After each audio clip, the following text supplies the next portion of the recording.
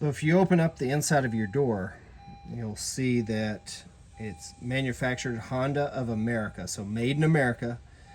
There are different rotors for the ones that were made in America versus the ones made in Japan. So make sure when you go to the auto parts store or if you're buying it online that you look at this. And if it says Honda of America, made in America, you've got a different rotor than the one made in Japan. We're going to replace the rotor. This thing's making a noise. We've already replaced the rear wheel assembly on both sides, so we know it's not that. Before we replace this and do the brakes, since we're already in there, it makes sense to do all of it. I'm going to lift this up and do a little test just to make sure it's not that bearing. We're going to kind of pull back and forth, and that's what we would expect. It's not moving, so we're not getting any kind of rocking, any clanking. So we know that wheel bearing is good. We're not taking them off yet. We're just, since it's on the ground, we're loosening those up. Something else to check for if you're getting any kind of noise. This is a brand new tire. As you can see, it's still got rubber kind of hanging off of it. It's still got some of the knobbies. So we know that's a good tire, but just check around, make sure you don't have any bulges, any knots. I've had that happen before where you look around, steel belts are fine, nothing's showing, you still got plenty of tread. But one time I had a crack that ran all the way around. All right, we've got two Phillips head screws here, or bolts. Make sure that's turned the right way so that what you can do is you can put it down and see which way it turns, because you want to go lefty-loosey. That up. So give a little bump, and then you should be able to loosen it up. Now, while that's in there, you want to get your Phillips, kind of shake it around, because it's going to punch into that brass screw. We're going to do the same thing on this one. Now, if it's been a while or you've never been in this, you may need some penetrating oil. There we go. You'll see it turn. And then before I pull it all the way out, I'll kind of give it a little shake. All right, this one's a 12. I have a cheater bar on there, especially if you haven't been in here a while. We're going to push down on this as we hold it in place. Now, you could use a crescent wrench. So that's a 17. We're going to pull up towards the car. Let me get this in place, into a place where I can actually pull against it. So I'm going to pull up towards the car, up this way.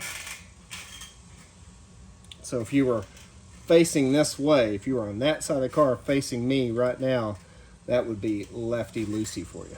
This one is a 14, I forgot. Now, there we go. And I'm just lefty-loosey. Show you how to take it off here. Actually, I'll just take these out. There's our 12. There's our 14.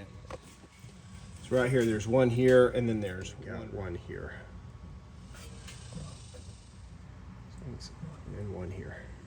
These should both be 17s. Let's see. Yeah. We're going to have to pull up. This is actually going to allow us to remove this caliper off. That's what we're doing right now. So I'm going to run that out. And we'll do the same thing on that bottom one. Loosen it up. Get it. All right, so we're good there. If you have one of those hangers, you can hang your caliper. So we're going to slide this out. Move that over there, and then we'll have to press that back down to get it back on. This should come off pretty easy because I've had it off recently. Ooh, that thing is still hot because I've been driving it around. This is the rear wheel assembly that we put on here recently. You can see it's still good shape, not moving around, not making any noise. When I shook the tire, that's what I was trying to see, is if that bearing had any issues.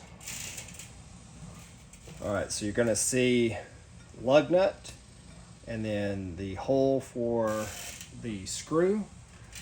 And then there's lug nut, hole for the screw. These only line up one way.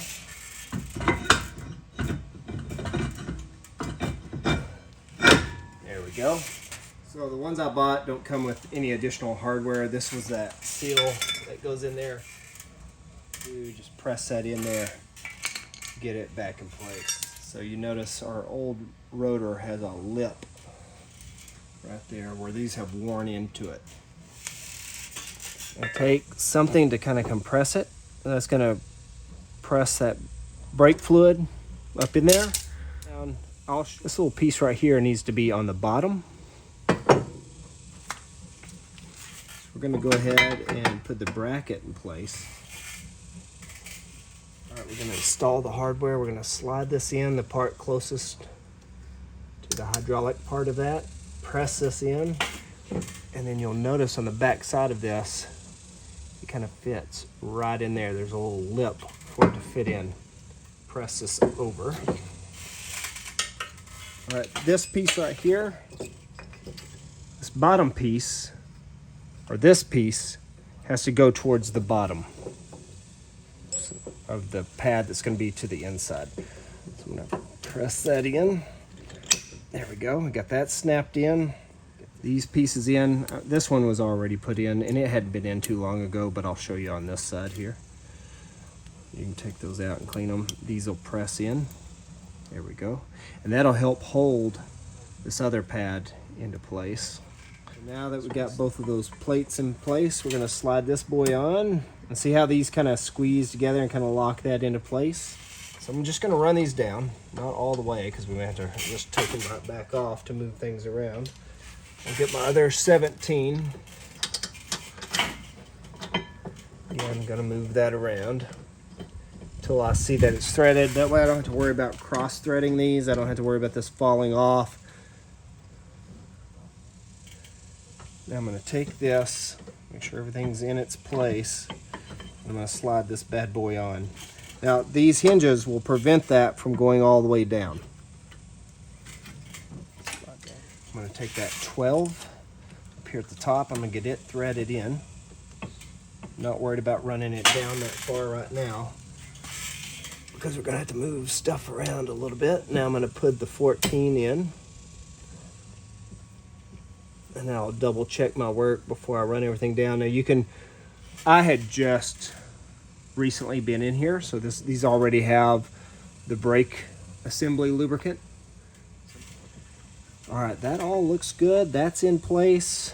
This is in place. Nothing moved out of the way. That's still where it needs to be. So now we can tighten everything down. I'll look up the torque specs here in just a second, and we can torque it down with the torque wrench. This is just a regular wrench right here. The bottom one, the bottom 17. I'm going to tighten down this 12. Now this is where you'll need your 17, especially if you have some lubricant on there and you've kind of freed everything up. All right, so we're going to do our 12. So we're 17 here. This is our 17, and then this is our 14 here. 12 and the 14 are 17 foot-pounds. That's what you want to torque those to. Once you get these bolts out, take these pins out that are right here. These two pins, you can pull those out and put your lubricant on those. So that way they can slide up and down freely. I just recently did that, so I'm not going to do it again. All right, we're going to put the lug nuts back on. We'll put the top one on first, just kind of hold it into place. All right, so these are all snug, and then we'll tighten them down again. I'm gonna lower this is a hydraulic jack. So once you get them on the ground, then you can take your torque wrench and torque these down. I'm just gonna tighten them up for now because I gotta spin this thing around and do the other side.